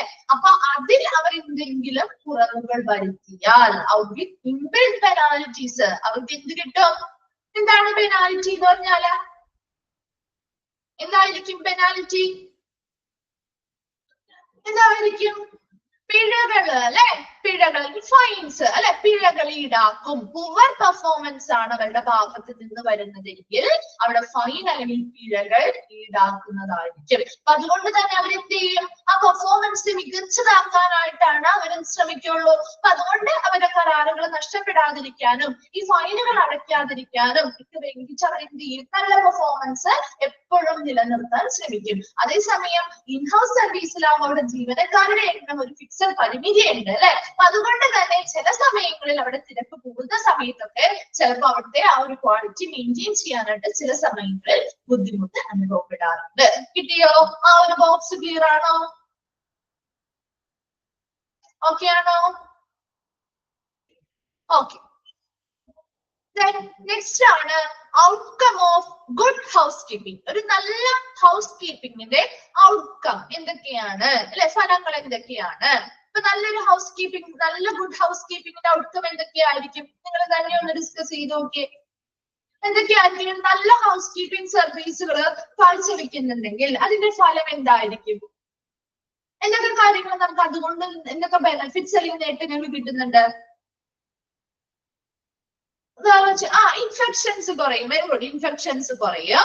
പിന്നെയോ, ഒരു ഹോസ്പിറ്റലിൽ നമ്മൾ അഡ്മിറ്റ് ആണ്, നമ്മളൊന്ന് ഹോസ്പിറ്റലിൽ ആരെങ്കിലും ഒരാൾ അഡ്മിറ്റ് ആണെന്ന് വിചാരിക്കുക. അപ്പൊ നമ്മൾ ആ ഹോസ്പിറ്റലിൽ നിൽക്കുന്ന സമയത്ത് നല്ലൊരു ഹൗസ് കീപ്പിംഗ് സർവീസ് അല്ലെങ്കിൽ ഓൾമോസ്റ്റ് നിങ്ങൾ ഇപ്പൊ പറഞ്ഞ പോലെ തന്നെ നല്ല പബ്ലിക് റിലേഷൻസ് കൂട്ടാൻ പറ്റും. വെരി ഗുഡ്, നല്ലൊരു പബ്ലിക് റിലേഷൻസ് കൂട്ടാൻ പറ്റും. പിന്നെ എന്താണ് വേറെ എന്തെങ്കിലും കാര്യങ്ങളുണ്ടോ ആ ഒരു ഹോസ്പിറ്റലിനെ സംബന്ധിച്ച്? പബ്ലിക് റിലേഷൻസ് കൂട്ടാം, ഹോസ്പിറ്റലിന്റെ എന്താണ് പ്രശസ്തി അല്ലെ, അതെ, കൂടുതൽ ആളുകൾ വരും അല്ലെ. അത് നമുക്ക് ആ ഒരു ഹോസ്പിറ്റലിന്റെ അന്തരീക്ഷം അല്ലെങ്കിൽ എൻവയോൺമെന്റ് നമുക്ക് ഇഷ്ടപ്പെടുകയാണെങ്കിൽ നമ്മൾ കൂടുതൽ ആളുകൾ പിന്നെയും വരും അല്ലെ. പേഷ്യൻസിന് നല്ലൊരു സാറ്റിസ്ഫാക്ഷൻ കിട്ടും അല്ലെ, സംതൃപ്തി കിട്ടും. അതെല്ലാം എന്താ, അതെ, ഇൻകം കൂടും. അത് ഒരുപാട് ആളുകൾ വരികയാണ് അല്ലെ, അതിനനുസരിച്ച് അവർക്ക് ഇൻകം കൂടും. അതുപോലെ ആ ഒരു ഹോസ്പിറ്റലിന്റെ റെപ്യൂട്ടേഷൻ അല്ലെങ്കിൽ പ്രശസ്തിയൊക്കെ വർദ്ധിക്കാനായിട്ട് അത് സഹായിക്കുന്നുണ്ട് അല്ലെ. ഇതൊക്കെ നമ്മുടെ നല്ലൊരു ഹൗസ് കീപ്പിംഗിന്റെ ഔട്ട്കം അല്ലെങ്കിൽ ഫലങ്ങളാണ്. നോക്കി എന്തൊക്കെയാണ് നിങ്ങൾ ഈ പറഞ്ഞ കാര്യങ്ങളൊക്കെ തന്നെയാ വരുന്നത് കേട്ടോ. ഫസ്റ്റ് പോയിന്റ് എന്താ? അവോയ്ഡ് ആൻഡ് കൺട്രോൾ ഇൻഫെക്ഷൻസ് വരുന്നതിന് അല്ലെ, ഇൻഫെക്ഷൻസ് വരുന്നതിനെ തടയാനായിട്ട്, അവോയ്ഡ് ചെയ്യാൻ അല്ലെ, തടയാനായിട്ടും നിയന്ത്രിക്കാനായിട്ടും നല്ലൊരു ഹൗസ് കീപ്പിംഗ് സർവീസുകൾ വഴി സാധിക്കും. രണ്ടാമതായി പറയുന്നത് ആവറേജ് ലെങ്ത് ഓഫ് സ്റ്റേ. എന്താണ് അവിടെ ഉദ്ദേശിക്കുന്നത്? കർട്ടയിലെ കുറയ്ക്കുക.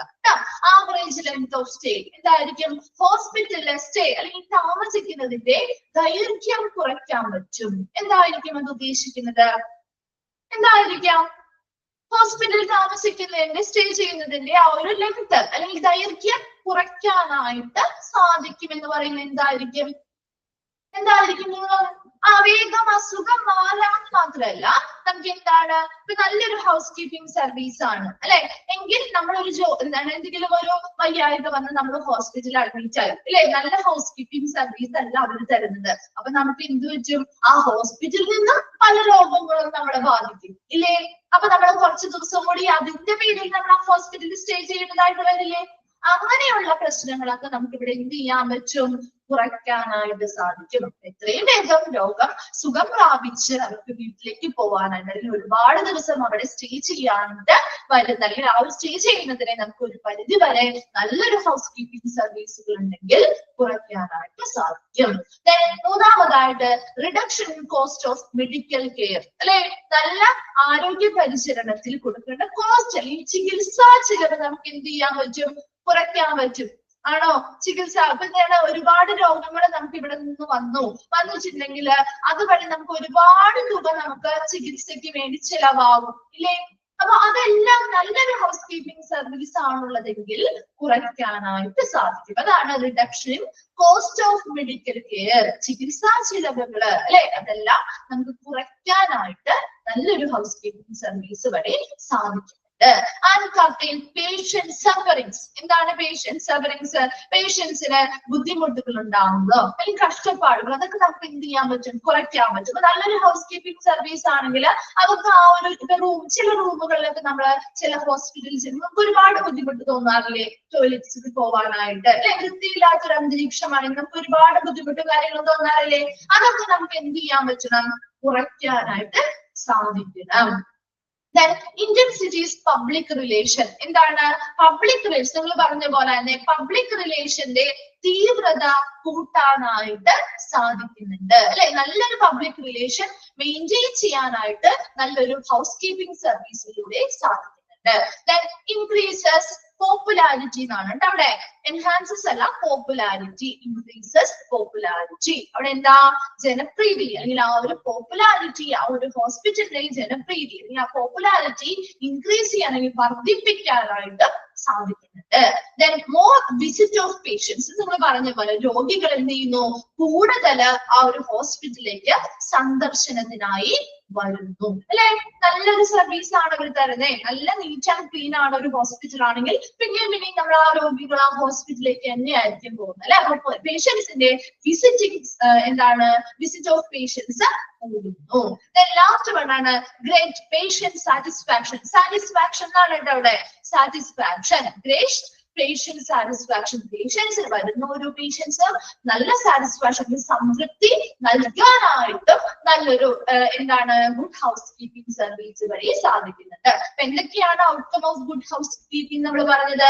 ഫസ്റ്റ് നമ്മൾ പറഞ്ഞത് അവോയ്ഡ് ആൻഡ് കൺട്രോൾ ഇൻഫെക്ഷൻസ് അല്ലെ. ഇൻഫെക്ഷൻസ് ഉണ്ടാവുന്നതിനെ അവോയ്ഡ് ചെയ്യുക, തടയാനും കൺട്രോൾ ചെയ്യാൻ, നിയന്ത്രിക്കാനും സാധിക്കുന്നുണ്ട്. രണ്ടാമതായി പറഞ്ഞത് ആവറേജ് ലെങ്ത് ഓഫ് സ്റ്റേ നമുക്ക് കർട്ടേൽ ചെയ്യാനും കുറയ്ക്കാനായിട്ട് സാധിക്കും. ഒരുപാട് ദിവസങ്ങൾ ഹോസ്പിറ്റലിൽ താമസിക്കേണ്ടി വരുന്ന ആ ഒരു ദൈർഘ്യം നമുക്ക് കുറയ്ക്കാനായിട്ട് സാധിക്കും. മൂന്നാമതായി പറഞ്ഞത് reduction in cost of medical care അല്ലെ. ചികിത്സാപരമായിട്ടുള്ള ചിലവുകളൊക്കെ നമുക്ക് കുറയ്ക്കാനായിട്ട് സാധിക്കും. അടുത്തയിൽ പേഷ്യൻസ് സഫറിങ്, പേഷ്യൻസിന്റെ സഫറിങ്സ് അല്ലെങ്കിൽ അവരുടെ ബുദ്ധിമുട്ടുകൾ ഒക്കെ നമുക്ക് എന്ത് ചെയ്യാൻ പറ്റും? ഒരു പരിധി വരെ കുറയ്ക്കാനായിട്ട് സാധിക്കും. Intensity is public relation. നല്ലൊരു പബ്ലിക് റിലേഷൻ ഉണ്ടാവുന്നത് പബ്ലിക് റിലേഷന്റെ ആ ഒരു തീവ്രത വർദ്ധിപ്പിക്കാനായിട്ട് സാധിക്കുന്നുണ്ട്. ഇൻക്രീസസ് പോപ്പുലാരിറ്റി, ആ ഒരു ഹോസ്പിറ്റലിന്റെ ജനപ്രീതി വർദ്ധിപ്പിക്കാൻ സാധിക്കുന്നുണ്ട്. മോർ വിസിറ്റ് ഓഫ് പേഷ്യൻസ്, ഒരുപാട് രോഗികൾ കൂടുതൽ സന്ദർശനത്തിനായി ആ ഒരു ഹോസ്പിറ്റലിലേക്ക് വരാൻ സഹായിക്കുന്നുണ്ട്. ആൻഡ് ഗ്രേറ്റ് പേഷ്യന്റ് സാറ്റിസ്ഫാക്ഷൻ, ഓരോ പേഷ്യൻസിന്റെയും സംതൃപ്തി നിലനിർത്താനായിട്ട് നല്ലൊരു ഹൗസ് കീപ്പിംഗ് സർവീസ് വഴി സാധിക്കുന്നുണ്ട്. ക്ലിയർ ആണോ? Outcome of good housekeeping. Okay, next വരുന്നതാണ് what is a hospital housekeeping checklist. ഒരു ഹോസ്പിറ്റൽ ഹൗസ് കീപ്പിംഗ് ചെക്ക് ലിസ്റ്റുകളുടെ എന്തൊക്കെയാണ് അതിന്റെ പ്രത്യേകതകള് നോക്കിയേ. A hospital housekeeping checklist is used by hospital housekeepers to encourage a sterile environment in patient rooms and avoid the spread of hospital acquired infections. എന്താണ് ഒരു hospital housekeeping checklist എന്ന് പറയുന്നത്? അത് എന്തിനു വേണ്ടിയാണ് use ചെയ്യുന്നത്? Is used by hospital housekeepers. ഈ ഒരു ഹോസ്പിറ്റൽ ഹൗസ് കീപ്പിംഗ് ചെക്ക് ലിസ്റ്റുകൾ ഉപയോഗിക്കുന്നത് ഹോസ്പിറ്റലിലെ ഹൗസ് കീപ്പേഴ്സ് ആണ്. എന്തിനു വേണ്ടി? To encourage a sterile environment in patient rooms. രോഗികളുടെ മുറികളിൽ അല്ലെ ഒരു സ്റ്റെറൈൽ ആയിട്ടുള്ള അല്ലെങ്കിൽ അണുവിമുക്തമായ അന്തരീക്ഷം പ്രോത്സാഹിപ്പിക്കുന്നതിന് വേണ്ടി. And avoid the spread of hospital acquired infections. നമ്മൾ പഠിച്ചതാണ് അല്ലെ. ഹോസ്പിറ്റൽ അക്വയർഡ് ഇൻഫെക്ഷൻസ് പഠിച്ചില്ലേ? ഒരു ചാപ്റ്റർ തന്നെ പഠിച്ചില്ലേ? ഹോസ്പിറ്റൽ അക്വയർഡ് ഇൻഫെക്ഷൻസിലൊക്കെ ഇൻഫെക്ഷൻസ് സ്പ്രെഡ് ആവുന്നതിനെ, പകരുന്നതിനെ തടയാനായിട്ടും ഹോസ്പിറ്റൽ ഹൗസ് കീപ്പേഴ്സ് ഉപയോഗിക്കുന്ന ഒന്നാണ് ഹോസ്പിറ്റൽ ഹൗസ് കീപ്പിംഗ് ചെക്ക് ലിസ്റ്റുകൾ എന്ന് പറയുന്ന കാര്യമാണ്. ഏതാണോ ഒരു hospital housekeeping check list അത് ഉപയോഗിക്കുന്ന ആളുകൾ ആരാണ്? ഹോസ്പിറ്റലിലെ ഹൗസ് കീപ്പേഴ്സ് ആണ്. ഇതിനു വേണ്ടി അവർ ഉപയോഗിക്കുന്നത് to encourage sterile environment in patient rooms. രോഗികളുടെ മുറികളില് ഒരു അണുവിമുക്തമായിട്ടുള്ള ഒരു അന്തരീക്ഷം പ്രോത്സാഹിപ്പിക്കുന്നതിന് വേണ്ടി. രണ്ടാമതായി പറയുന്നത് എന്താ? Avoid the spread of hospital acquired infection. Hospital acquired infections spread ആവുന്നതിന് പകരുന്നതിനെ അവോയ്ഡ് ചെയ്യാൻ തടയുന്നതിന് വേണ്ടിയും ഒരു ഹോസ്പിറ്റൽ ഹൗസ് കീപ്പേഴ്സ് ഉപയോഗിക്കുന്ന ഒന്നാണ് ഹോസ്പിറ്റൽ ഹൗസ് കീപ്പിംഗ് ചെക്ക് ലിസ്റ്റുകൾ എന്ന് പറയുന്നത്. And the checklist has been formed to make it easier for hospital to follow hospital housekeeping standard operating procedure SOP, and such as high touch surfaces, room zoning and cleaning path with safely culture hospital housekeepers can easily. എന്താണ് പറയുന്നത് അവിടെ? ഈ check ലിസ്റ്റുകൾ ഇത് രൂപപ്പെടുത്തിയിരിക്കുന്നത് എന്തിനു വേണ്ടിയാണ്? ഈ check ലിസ്റ്റുകൾ ഉണ്ടാക്കിയിരിക്കുന്നത് അല്ലെങ്കിൽ രൂപപ്പെടുത്തിയിരിക്കുന്നത് to make it easier for hospital to follow for housekeeping standard operating procedures. ഹൗസ്കീപ്പിംഗുമായി ബന്ധപ്പെട്ട ഏറ്റവും സ്റ്റാൻഡേർഡ് ആയിട്ടുള്ള മാനദണ്ഡങ്ങൾ എന്തൊക്കെയാണ് അവിടെ നടക്കേണ്ട ഓപ്പറേറ്റിംഗ് പ്രൊസീജിയേഴ്സ്, പ്രവർത്തന നടപടിക്രമങ്ങൾ എന്തൊക്കെയാണ്? അതായത് അതിൽ എന്തൊക്കെയാണ് ഉൾപ്പെടുന്നത്? such as high touch surface, ഉയർന്ന സ്പർശന പ്രതലങ്ങൾ അല്ലെ, ഒരുപാട് നമ്മൾ എപ്പോഴും തൊടുന്ന പ്രതലങ്ങള്. And room zoning. എന്താണ് റൂം സോണിംഗ്? എന്തായിരിക്കും റൂം സോണിംഗ് എന്ന് പറഞ്ഞാൽ? എന്താ?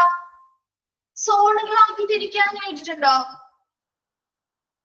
സോണുകളാക്കാൻ കേട്ടിട്ടുണ്ടോ? ഉണ്ട്. അതുപോലെ തന്നെ റൂമുകൾ നമ്മൾ എന്ത് ചെയ്യാറുണ്ട്? ഓരോ സ്പേസ് ആയിട്ട് വേർതിരിച്ച് എന്താണ് ബ്രേക്ക് ചെയ്ത് ഓരോ റൂമുകള് പല രീതിയിൽ നമ്മൾ തിരിച്ച് ചെയ്യാറില്ലേ? സ്ക്രീനുകൾ വെച്ചിട്ടോ ഒക്കെ എന്ത് ചെയ്യാറുണ്ട്? റൂമുകൾ വേർതിരിക്കാറില്ലേ? അതിനെയാണ് റൂം സോണിംഗ് എന്ന് പറയുന്നത്. അപ്പൊ ഇങ്ങനെ തിരിച്ചിട്ടുള്ള ആ ഭാഗങ്ങളൊക്കെ നമ്മൾ എന്ത് ചെയ്യണം? എപ്പോഴും ക്ലീൻ ചെയ്യും അല്ലെ? ആ പറയുന്ന സ്ക്രീൻ വെച്ച് ചിലപ്പോൾ തിരിച്ചിട്ടുണ്ടാവാം, അല്ലെങ്കിൽ മറ്റെന്തെങ്കിലും മെറ്റീരിയൽ വെച്ചായിരിക്കാം റൂമിനെ 2-3 ഭാഗങ്ങളായിട്ട് തിരിച്ചിട്ടുണ്ടാവാം. അതെല്ലാം എപ്പോഴും നമ്മൾ ടച്ച് ചെയ്യുന്ന അല്ലെങ്കിൽ നമ്മൾ എപ്പോഴും ക്ലോസ് കോണ്ടാക്റ്റിൽ വരുന്ന പ്രതലങ്ങളാണ് അല്ലെ? അപ്പൊ അതെല്ലാം എന്ത് ചെയ്യണം? എപ്പോഴും ക്ലീൻ ചെയ്യണം. അതൊക്കെ അവിടുത്തെ ആ ഒരു ഓപ്പറേറ്റിംഗ് പ്രൊസീജിയറിൽ വരുന്ന കാര്യങ്ങളാണ്. ക്ലീൻ പാത്ത്, എപ്പോഴും നമ്മുടെ പാതകൾ അല്ലെങ്കിൽ നടപ്പാതകൾ എപ്പോഴും എന്ത് ചെയ്യണം? ക്ലീൻ ചെയ്ത് വൃത്തിയാക്കിയിടുക. ഇതൊക്കെയാണ് ആ ഒരു ഹൗസ് കീപ്പിംഗിൽ വരുന്ന പ്രധാനപ്പെട്ട സ്റ്റാൻഡേർഡ് ഓപ്പറേറ്റിംഗ് പ്രൊസീജിയേഴ്സ് എന്ന് പറയുന്നത്. അപ്പൊ ഇങ്ങനെയുള്ള സ്റ്റാൻഡേർഡ് ഓപ്പറേറ്റിംഗ് പ്രൊസീജിയേഴ്സ് എല്ലാം ആ ഹോസ്പിറ്റലില് ഫോളോ ചെയ്യാനായിട്ട് അല്ലെ, അല്ലെങ്കിൽ പിന്തുടരുന്നതിന് വേണ്ടിയിട്ട് രൂപപ്പെടുത്തിയിട്ടുള്ള, എളുപ്പത്തിൽ പിന്തുടരുന്നതിന് വേണ്ടി രൂപപ്പെടുത്തിയിട്ടുള്ള ഒന്നാണ് ഈ ചെക്ക് ലിസ്റ്റുകൾ എന്ന് പറയുന്നത്. ക്ലിയർ ആണോ?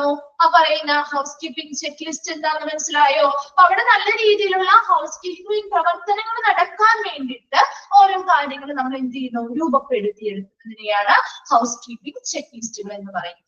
ഇനി താഴെ പറയുന്നത് വിത്ത് സേഫ്ലി കൾച്ചർ, നല്ലൊരു സുരക്ഷിതമായിട്ടുള്ള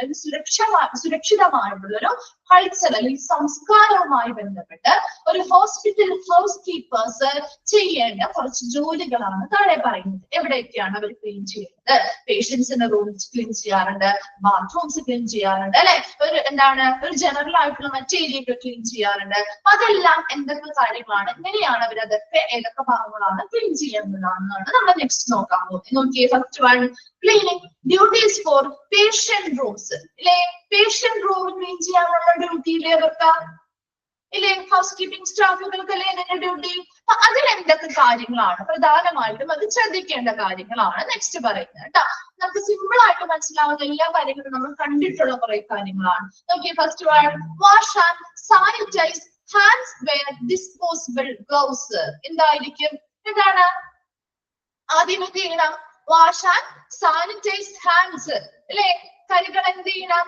എന്തിനു മുൻപും നമ്മളിപ്പോ എവിടെ ക്ലീൻ ചെയ്യാൻ പോകുമ്പോഴും അവിടേക്ക് എന്ത് ചെയ്യണം? ക്ലീൻ ചെയ്യുന്നതിന് മുൻപും ക്ലീൻ ചെയ്തതിന് ശേഷം നമ്മൾ ഹാൻഡ് വാഷ് ചെയ്യണ്ടേ? എന്ത് ചെയ്യുമ്പോഴും അതിനു വേണ്ടി നമ്മൾ എന്ത് ചെയ്യുന്നു? ആ ഹൗസ് കീപ്പിംഗ് സ്റ്റാഫുകൾ എന്താ ചെയ്യണത്? അവരുടെ ഹാൻഡ്സ് എന്ത് ചെയ്യുക? കൃത്യമായിട്ട് കൈകൾ വാഷ് ചെയ്ത് സാനിറ്റൈസ് ചെയ്യുക. And wear disposable gloves. അതിനുശേഷം എന്ത് ചെയ്യണം? ഡിസ്പോസിബിൾ ഗ്ലൗസുകൾ ധരിച്ചുകൊണ്ട് മാത്രമേ അവിടെ ക്ലീൻ ചെയ്യാൻ പാടുള്ളൂ. ക്ലിയർ അല്ലേ ഫസ്റ്റ് സെന്റൻസ്? രണ്ടാമത്തെ കാര്യം, ലീവ് ക്ലീനിങ് കാർട്ടിംഗ് ഹോൾ. ഇനി എന്ത് ചെയ്യണം? ക്ലീൻ ചെയ്യാനായിട്ട് അവര് ഒരു ട്രോളി പോലത്തെ ഒരു കാർട്ട് കൊണ്ടുവരാറില്ലേ? വണ്ടികളിലല്ലേ അവർ അതിന്റെ ലിക്വിഡും കാര്യങ്ങളും ഒക്കെ വെച്ച് ചെയ്യാൻ വരുന്നേ. അതെന്ത് ചെയ്യണം? ആ ഒരു ഹോള്, ഒരു ഹോളാണ് അവർ ക്ലീൻ ചെയ്യാൻ വന്നിരിക്കുന്നത് നിങ്ങൾ വിചാരിക്കുക. ആ ഒരു ഹോളിന്റെ സെന്ററിൽ എന്ത് ചെയ്യണം? ആ കാർട്ട് അവിടെ സെന്ററിലായിരിക്കണം വെക്കേണ്ടത്. ക്ലിയർ അല്ലേ? അപ്പൊ എല്ലാ ഭാഗത്തേക്കും അവർക്ക് എന്ത് ചെയ്യാൻ പറ്റും? എളുപ്പത്തില് ചെയ്തെടുക്കാൻ പറ്റുന്നതിന് വേണ്ടിയാണ് ആ സെന്ററില്, ആ ഹോളിന്റെ സെന്ററില് ആ ഒരു കാർട്ട് എന്ത് ചെയ്യുന്നത്? വെക്കുന്നത്. ക്ലീനിങ് കാർട്ടിംഗ് ഹോൾ, ആ ഒരു ഹാർട്ടിലേക്ക് ആ ഒരു സെന്ററിലായിട്ട് എന്താണ് എല്ലായിടത്തേക്കും പെട്ടെന്ന് നമുക്ക് ചെയ്യാൻ പറ്റുന്ന രീതിയിൽ ആ കാർട്ട് എന്ത് ചെയ്യുക? പ്ലേസ് ചെയ്യുക. Set up a safety sign outside the door. ഇനി എന്തായിരിക്കും? ഒരു റൂം നമ്മൾ അവർ ക്ലീൻ ചെയ്യാണെന്ന് വിചാരിക്കുക. ആ ക്ലീൻ ചെയ്യുന്നതിമ്പോ അവരുടെ പുറത്ത്, ആ റൂമിന്റെ പുറത്ത് എന്ത് ചെയ്യണം? ആ ഡോറിന്റെ പുറത്ത് സേഫ്റ്റി സൈനുകൾ വെക്കണം. എന്തിനായിരിക്കും സേഫ്റ്റി സൈനുകൾ വെക്കുന്നത്? എന്തിനായിരിക്കാം സേഫ്റ്റി സൈനുകൾ വെക്കുന്നത്? ആലോചിച്ച് നോക്കിയേ. അവർ റൂം ക്ലീൻ ചെയ്യുമ്പോ അതങ്ങനെ വെക്കേണ്ട കാര്യമുണ്ടോ? സേഫ്റ്റി സൈൻ വെക്കേണ്ട കാര്യമുണ്ടോ?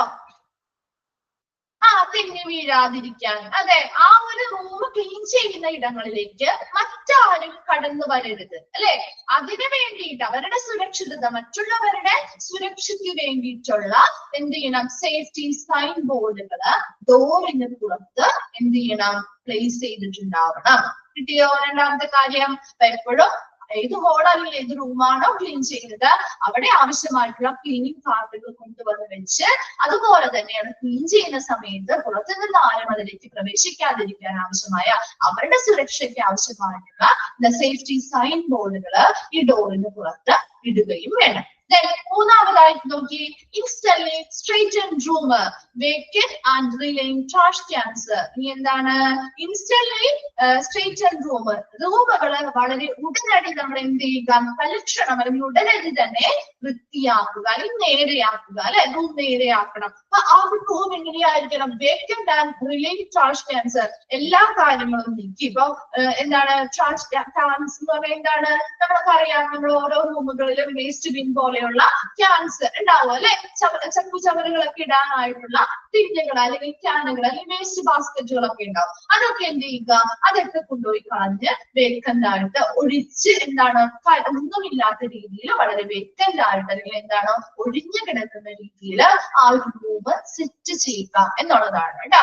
റൂമുകൾ വളരെ പെട്ടെന്ന് തന്നെ, ഏറ്റവും പെട്ടെന്ന് എന്ത് ചെയ്യുക? അല്ലെങ്കിൽ തൽക്ഷണം തന്നെ അത് നേരെയാക്കുകയും, അതുപോലെ ഇങ്ങനെയുള്ള ട്രാഷ് ക്യാൻസ്, ചപ്പുചവറുകൾ ഇടുന്ന ക്യാനുകളോ കാര്യങ്ങളോ ഒക്കെ ഉണ്ടെങ്കിൽ അതെല്ലാം ഒഴിവാക്കി നല്ല വൃത്തിയായിട്ട് അത് എന്ത് ചെയ്യാൻ പുനഃസ്ഥാപിച്ച് പിന്നെയും അവിടെ തന്നെ എന്ത് ചെയ്യുക? വേക്കന്റ് ആയിട്ടുള്ളത് കൊണ്ടുവന്ന് വെക്കുകയും ചെയ്യുക. ആ ഒരു 3 പോയിന്റ്സ് ക്ലിയർ ആണോ? ഓക്കെ ആണോ? 3 പോയിന്റ്സ്. ഓക്കെ. ഫോർത്ത് വൺ നോക്കിയേ, clean and sanitise high touch surface. ഭയങ്കരമായിട്ട് നമ്മൾ പെട്ടെന്ന് ടച്ച് ചെയ്യുന്ന ഒരുപാട് സർഫസുകൾ ഉണ്ട് അല്ലെ? ഒരുപാട് ടച്ച് ചെയ്യുന്ന, കൂടുതൽ ടച്ച് ചെയ്യുന്ന ഏരിയാസ് എവിടെയൊക്കെയാണോ അവിടെയൊക്കെ എന്ത് ചെയ്യുക? അതൊക്കെ നല്ല വൃത്തിയായിട്ട് ക്ലീൻ ചെയ്യുക, സാനിറ്റൈസും ചെയ്യുക.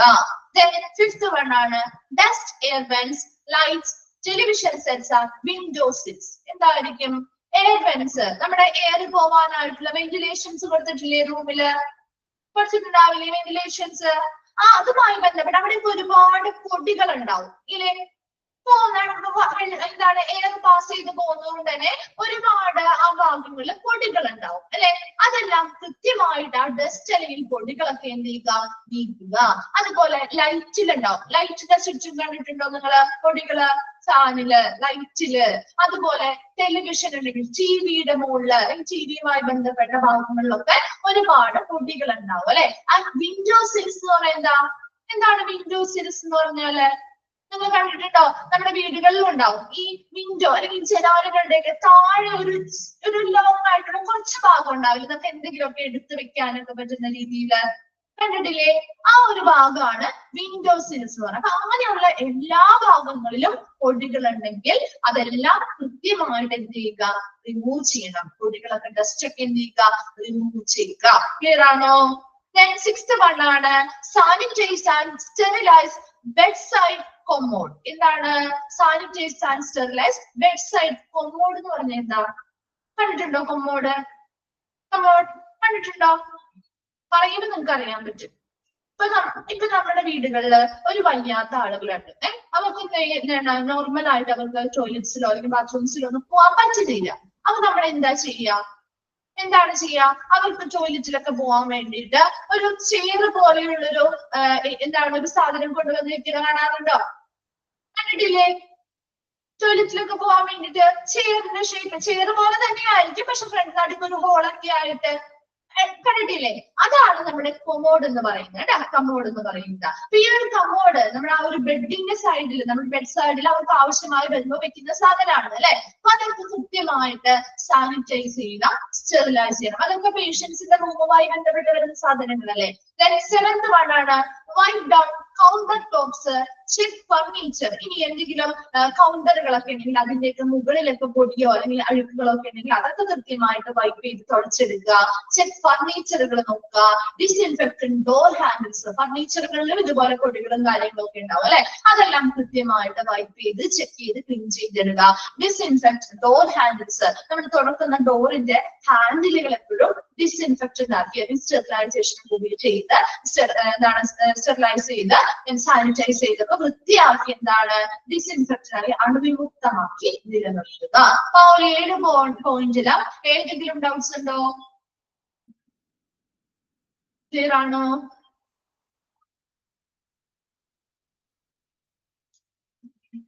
ഒന്ന് റിപ്ലൈ ചെയ്തേ. ഓക്കെ. നെക്സ്റ്റ് വരുന്നതാണ് patient room bathroom cleaning procedure. എന്താണ്? പേഷ്യൻസിന്റെ റൂമുകളിലെ ബാത്റൂമുകൾ ക്ലീൻ ചെയ്യുന്ന പ്രൊസീജിയേഴ്സ് എന്തൊക്കെയാണ് നോക്കാം കേട്ടോ.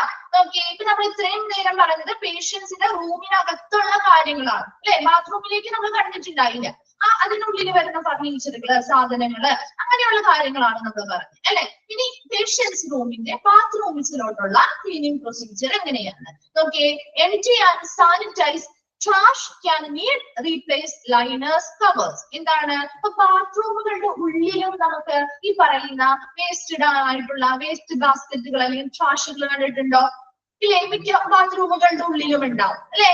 അപ്പൊ അങ്ങനെയുള്ള സാധനങ്ങള് റീപ്ലേസ് ലൈനേഴ്സ് എന്ന് പറഞ്ഞാൽ എന്താ?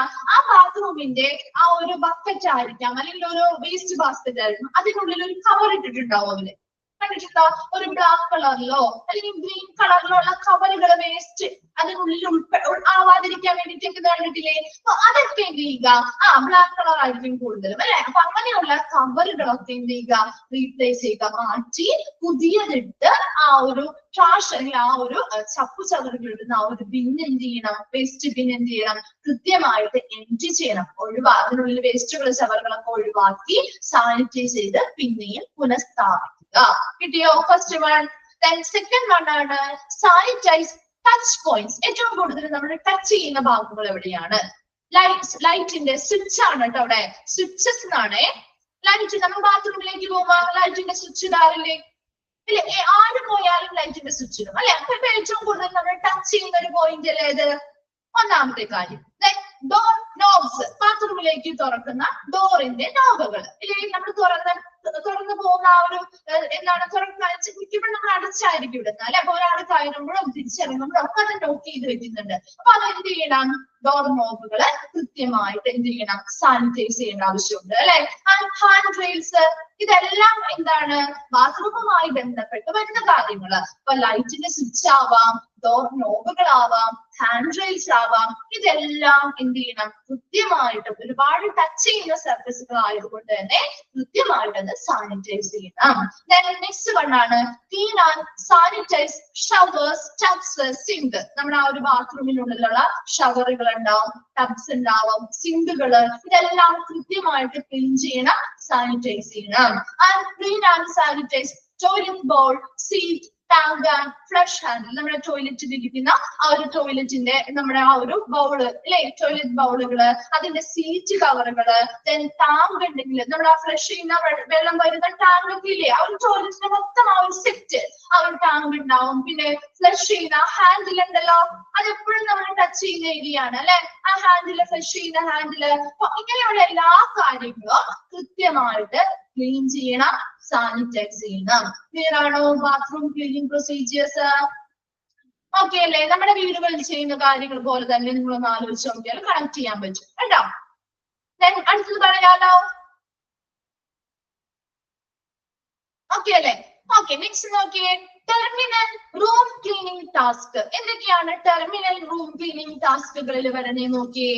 Make firm that the patient has been discharged and room vacant. അതായത് ഇപ്പൊ ടെർമിനൽ എന്ന് പറയുമ്പോൾ എന്താ, റൂം ക്ലീനിങ് ടാസ്ക്. ഒരു പേഷ്യന്റ് പോയി, അവിടെ നിന്ന് ഡിസ്ചാർജ് ചെയ്ത് പോയി, അത് കഴിഞ്ഞുള്ള ക്ലീനിങ് ആണ് ടെർമിനൽ റൂം ക്ലീനിങ് ടാസ്കുകളിൽ വരുന്നത് കേട്ടോ. Make firm that the patient has been discharged and room vacant. എപ്പോഴും നമ്മൾ ടെർമിനൽ റൂം ക്ലീനിങ് എന്ന് പറയുമ്പോൾ അവിടെ വേറെ ആരും ഇല്ല അല്ലെ, പേഷ്യന്റ് അവിടെ നിന്ന് ആ ഒരു റൂമിൽ ഉണ്ടായിരുന്ന പേഷ്യന്റ് അവിടെ നിന്ന് ഡിസ്ചാർജ് ആയി പോയിട്ടുണ്ട്. അതുപോലെ റൂം ഇപ്പോ വേക്കന്റ് ആണ്, ഒഴിഞ്ഞു കിടക്കുകയാണെന്ന് ഉറപ്പാക്കിയതിനു ശേഷമായിരിക്കണം അവിടെ ക്ലീൻ ചെയ്യാൻ പോവേണ്ടത്. മനസ്സിലായോ? Make firm that the patient has been discharged and room vacant. എപ്പോഴും ആ പേഷ്യന്റ് അവിടെ നിന്ന് ഡിസ്ചാർജ് ആയി പോയി, ഇപ്പൊ റൂം വേക്കന്റ് ആണ് എന്ന്, അല്ലെങ്കിൽ ഒഴിഞ്ഞു കിടക്കാണ് എന്ന് ഉറപ്പാക്കിയിട്ടായിരിക്കണം ക്ലീൻ ചെയ്യാനായിട്ട് പോവേണ്ടത്.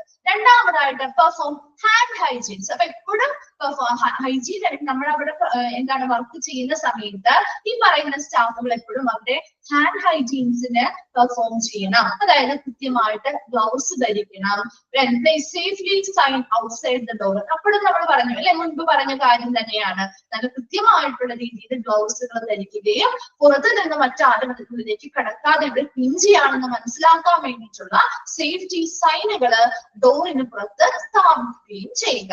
മൂന്നാമതായി പറയുന്നത് disinfectant mattress top bottom and sides replace cover bed cover pillow cover. ഇല്ലേ, റൂമിന്റെ ബെഡിലുള്ള മാട്രസുകള്, അതുപോലെ പില്ലോ കവറുകള്, അതുപോലെ തന്നെ മറ്റ് എന്തെങ്കിലും ഐറ്റംസ് ഒക്കെ ഉണ്ടെങ്കിൽ അതെല്ലാം എന്ത് ചെയ്യണം, കൃത്യമായിട്ട് അത് എന്ത് ചെയ്യണം, റീപ്ലേസ് ചെയ്ത് ഡിസ്ഇൻഫെക്ഷൻ ചെയ്യണം. അതുകൂടാതെ ഈ പറയുന്ന പില്ലോ കവേഴ്സ് ആയിക്കോട്ടെ, എന്താണ് ബെഡ്ഷീറ്റുകൾ ആയിക്കോട്ടെ, ഇതെല്ലാം അവർ റിമൂവ് ചെയ്ത് കളയാറില്ലേ?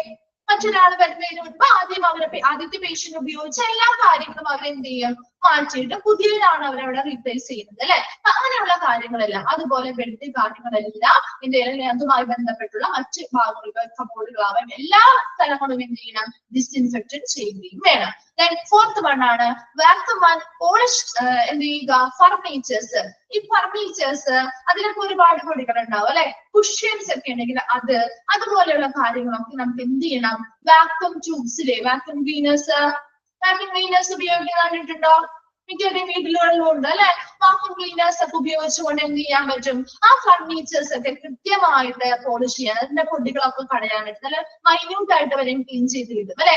കുഷ്യൻസ് ഒക്കെ കൃത്യമായിട്ട് നമുക്ക് അത് എന്ത് ചെയ്യാം, അതിലുള്ള പൊടികളും ഡസ്റ്റ് കാര്യങ്ങളും എല്ലാം നല്ല രീതിയിൽ വാക്യൂം മെഷീൻസ് ഉപയോഗിച്ചുകൊണ്ട്, വാക്യൂം ട്യൂബ്സ് വാക്യൂം മെഷീൻസ് ഉപയോഗിച്ചുകൊണ്ട് ചെയ്യാൻ പറ്റും. And not stains or damage. അതുപോലെ എന്തെങ്കിലും ചില സ്ഥലങ്ങളിൽ ചിലപ്പോൾ കുഷ്യൻസിലോ ഫർണിച്ചറുകളോ അല്ലെങ്കിൽ ബെഡുകളിലൊക്കെ ചിലപ്പോൾ എന്തെങ്കിലും കറകൾ പറ്റിയിട്ടുണ്ടാവാം, അല്ലെങ്കിൽ ഡാമേജുകൾ വന്നിട്ടുണ്ടെങ്കിൽ ഇതെല്ലാം എന്ത് ചെയ്യണം, നോട്ട് ചെയ്യേണ്ടതാണ് കേട്ടോ. അപ്പൊ അങ്ങനെയുള്ള കാര്യങ്ങളൊക്കെ നോട്ട് ചെയ്യേണ്ടതും ബന്ധപ്പെട്ട ആളുകളെ അറിയിക്കേണ്ടതും ഈ പറയുന്ന ഹൗസ് കീപ്പിംഗ് സ്റ്റാഫിന്റെ ജോലിയാണ്. Clean and sanitise medical equipments. എന്തൊക്കെയാണ് ആ ഒരു റൂമിനുള്ളിൽ വരുന്ന മെഡിക്കൽ എക്യുപ്മെന്റ്സ് എന്തൊക്കെയായിരിക്കും? ചിലപ്പോൾ വീൽ ചെയർസ് വരാം അല്ലെ. നമുക്ക് എന്താണ് നടന്നു പോകാനായിട്ട് ബുദ്ധിമുട്ടുള്ള പേഷ്യൻസ് ആണെങ്കിൽ അവിടെ വീൽ ചെയർസ് ഉണ്ടാവില്ലേ അവരുടെ റൂമുകളില് സഹായത്തിനായിട്ട്. അതുപോലെ IV പോൾസ് കണ്ടിട്ടുണ്ടാവും, നമുക്ക് ട്രിപ്സ് ഒക്കെ ഇടാൻ വേണ്ടിട്ട് ഒരു സ്റ്റാൻഡില്ലേ ഹോസ്പിറ്റലിലെ റൂമിനുള്ളില്. ഇങ്ങനെയുള്ള വീൽ ചെയറുകള്, IV പോൾസ്, അങ്ങനെയുള്ള കാര്യങ്ങൾ, അങ്ങനെയുള്ള മെഡിക്കൽ എക്യുപ്മെന്റ്സും എല്ലാം ക്ലീൻ ചെയ്യണം, സാനിറ്റൈസ് ചെയ്യണം. അപ്പൊ ആ ഒരു റൂം ആലോചിച്ച് നിങ്ങൾക്ക് മനസ്സിലാവുന്ന കുറെ കാര്യങ്ങളുണ്ട് അല്ലെ. Refill soap and paper towel dispensers. ഇനി എന്താ, ആ റൂമിൽ ചിലപ്പോ ഇപ്പൊ ബാത്റൂമിലാണെങ്കിലും അത് ആ റൂം അവര് പോയി കഴിഞ്ഞാണല്ലോ, അപ്പൊ ആ ഒരു പുതിയ സോപ്പുകൾ, ഇപ്പൊ എല്ലാ ഹോസ്പിറ്റലാണ് സോപ്പ് ഒന്നും കൊടുക്കാറില്ല കേട്ടോ. നമ്മളൊക്കെ നമ്മുടെ ലോക്കലായിട്ടുള്ള ഹോസ്പിറ്റലുകളൊക്കെ ആണെങ്കിൽ എങ്ങനെയാ, നമ്മൾ തന്നെ കൊണ്ടുപോകേണ്ടി വരും അല്ലെ. അതേസമയം കുറച്ചും കൂടി ഹൈ ആയിട്ടുള്ള ഒരു മോഡേണൈസ്ഡ് ആയിട്ടുള്ള ഹോസ്പിറ്റലുകളാകുമ്പോൾ അവർ പ്രൊവൈഡ് ചെയ്യാറുണ്ട്. അപ്പൊ അങ്ങനെയുള്ളത് എന്താണ്, സോപ്പുകൾ ഇല്ലെങ്കിൽ അത് റീഫിൽ ചെയ്യുക, നിറച്ചു വെക്കുക. ഇനി പേപ്പർ ടവൽ ഡിസ്പെൻസറീസ്, പേപ്പർ ടവലുകൾ കാര്യങ്ങളില്ലെങ്കിൽ അതെല്ലാം എന്ത് ചെയ്യുക, കൃത്യമായിട്ട് നിറച്ച് ഉണ്ടോ എന്നുള്ളത് ചെക്ക് ചെയ്യണം. അതില്ലെങ്കിൽ അത് റീപ്ലേസ് ചെയ്ത് എന്ത് ചെയ്ത് പുതിയത് റീപ്ലേസ് ചെയ്ത് നിറച്ചെല്ലാം ഫില്ലായിട്ട് വെക്കുക. ലാസ്റ്റ് വൺ ആണ് clean and sanitise patient bathroom sweep, wet mop and sanitize all floors. ഇനി എന്ത് ചെയ്യണം? പേഷ്യൻസിന്റെ ബാത്റൂമുകൾ ക്ലീൻ ആണെന്ന് നോക്കണം. അതുപോലെ സ്വീപ്പ് നല്ല രീതിയിൽ തൂത്തു തുടച്ച് അതെന്ത് ചെയ്യും? വെറ്റ് മോപ്പുകളൊക്കെ ഉപയോഗിച്ച് കൃത്യമായിട്ട് അത് ക്ലീൻ ചെയ്യണം, സാനിറ്റൈസ് ചെയ്യണം. ആൻഡ് സാനിറ്റൈസ് ഓൾ ഫ്ലോർ, എല്ലാ ഫ്ലോറുകളും കൃത്യമായിട്ട് അവർ എന്ത് ചെയ്തിരിക്കണം? സാനിറ്റൈസ് ചെയ്തിരിക്കണം, ക്ലീൻ ചെയ്യണം. ഇതെല്ലാം ഒരു ടെർമിനൽ റൂം ക്ലീനിങ് ടാസ്കിൽ വരുന്നത്. പേഷ്യന്റ് ഡിസ്ചാർജ് ചെയ്ത് പോയി കഴിഞ്ഞാൽ പിന്നീട് വരുന്ന റൂം ക്ലീനിങ് പ്രൊസീജിയേഴ്സ് ആണ് ഈ പറയുന്ന കാര്യങ്ങൾ. ക്ലിയർ ആണോ? Terminal room cleaning task clear ആണോ? ഓക്കെ. നെക്സ്റ്റ് വരുന്നതാണ് daily housekeeping for other hospital Arias.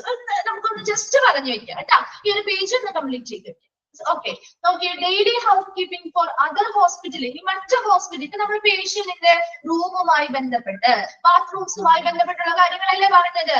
ഇനി മറ്റ് ഏരിയകളും കൂടി ക്ലീൻ ചെയ്യണ്ടേ?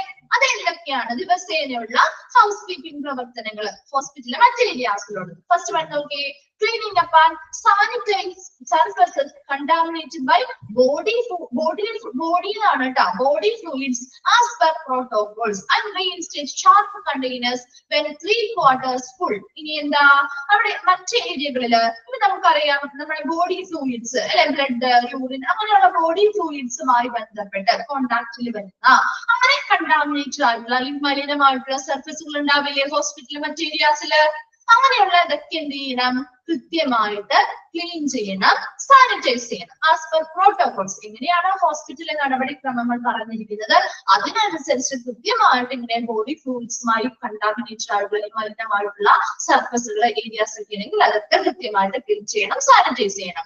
And reinstate sharp containers when 3/4 full. അതായത് ഇപ്പൊ ഈ ഒരുപാട് ഈ സിറിഞ്ചുകള്, നീഡിൽസ്, പിന്നെ എന്താണ് പഞ്ഞി, അങ്ങനെയുള്ള ഒരുപാട് സാധനങ്ങൾ ഇടാനായിട്ടുള്ള കണ്ടെയ്നറുകൾ ഹോസ്പിറ്റലിൽ പല ഭാഗങ്ങളിൽ വെച്ചിട്ടുണ്ടാവും. നിങ്ങള് പല ഭാഗങ്ങളിൽ ഇങ്ങനെയുള്ള കണ്ടെയ്നേഴ്സ് വെച്ചിട്ടില്ലേ? ഷാർപ്പ് ഒബ്ജക്റ്റുകൾ ഇടാനുണ്ടാവും, അല്ലെങ്കിൽ ബയോമെഡിക്കൽ വേസ്റ്റുകൾ ഇടാനുണ്ടാവും ഇല്ലേ? അങ്ങനെ പല രീതിയിലുള്ള കണ്ടെയ്നേഴ്സ്. അപ്പൊ അങ്ങനെയുള്ള കണ്ടെയ്നേഴ്സ് ഒക്കെ when 3/4 full എന്ന് പറയുമ്പോൾ എന്താ? ഒരു 3/4 ഭാഗമാവുമ്പോഴേക്കും അതൊക്കെ എന്ത് ചെയ്യുക? കൃത്യമായിട്ട് എടുത്ത് അതിൽ നിന്ന് മാറ്റി പുതിയ അതാണെങ്കിൽ ക്ലീൻ ചെയ്ത് അത് ആ കണ്ടെയ്നേഴ്സ് അവിടെ എന്ത് ചെയ്യുക? പുനഃസ്ഥാപിക്കുക. ക്ലിയർ ആണോ? ഫസ്റ്റ് വൺ ബോഡി ഫ്ലൂയിഡ്സുമായി കണ്ടാമിനേറ്റഡ് ആയിട്ടുള്ള സർഫസുകൾ കൃത്യമായിട്ട് ക്ലീൻ ചെയ്യുക, സാനിറ്റൈസ് ചെയ്യുക. രണ്ടാമതായിട്ട് പറഞ്ഞ എന്തിന്? ഷാർപ്പ് കണ്ടെയ്നേഴ്സ്, അതായത് ഒരുപാട് ഇപ്പൊ നീഡിൽസ്, സിറിഞ്ച്, പഞ്ഞി മുതലായ കാര്യങ്ങളൊക്കെ ഇടുന്നതാവാം, അല്ലെങ്കിൽ മറ്റു രീതിയിലുള്ള വേസ്റ്റുകൾ ഇടുന്നതാവാം. അങ്ങനെയുള്ള കണ്ടെയ്നേഴ്സ് ഒരു 3/4 അല്ലെങ്കിൽ 3/4 ഭാഗം ഫുൾ ആവുമ്പോൾ തന്നെ അതെന്ത് ചെയ്യുക? അത് കൊണ്ടുപോയി കളഞ്ഞ് ആവശ്യമായിട്ടുള്ള ക്ലീനിങ് ഒക്കെ നടത്തി പിന്നെയും അത് കണ്ടെയ്നേഴ്സ് അവിടെ പുനഃസ്ഥാപിക്കുക. ക്ലിയർ അല്ലേ? ഓക്കെ അല്ലേ? ഓക്കെ. നമ്മൾ 2 പോയിന്റ്സ് ആണ് പറഞ്ഞത്. ബാക്കി നമുക്ക് നെക്സ്റ്റ് ക്ലാസ്സിൽ എടുക്കാം കേട്ടോ. Thank you.